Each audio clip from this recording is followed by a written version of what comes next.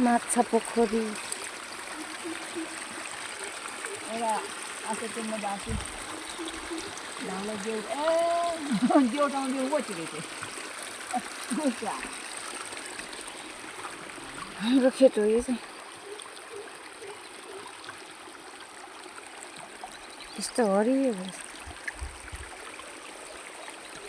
बर्खे धान हो क्या बर्खे माथि गोठ छ यस्तो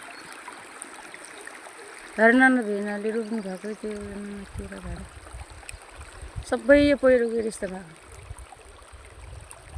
माथिबाट रोड खने तल खेत यस्तो भएको छ है हाम्रो बिग्रेको जति हाम्रो सानो घाटा भएको छ यो हेर्नु त रोड खनाइले गर्दामा खेत सबै बाँझो भयो यसरी चाहिँ हामीले खेतमा माया मारेका छौँ कि रोड खन्दामा रोड भनेर हुन्छ रोडले के गर्छ भन्ने कुरा त यो हेर्नुपर्छ क्या बाटो पनि चाहिने अनि पनि सुविधा पनि चाहिने के गर्नु त अनि केही न केही पाउनुको लागि केही गुमाउनु पर्छ भने केही हो हामीले कति चिज गुमाछौँ त लु हाम्रो यत्रो खेती गुमाछौँ हामीले अहिले हाम्रो दुई गरेर खेत छ हेर्नु यति खेत छ यस्तो हो मान्छेहरू बाटो दिँदैन नि के हो गर्नु पर्यो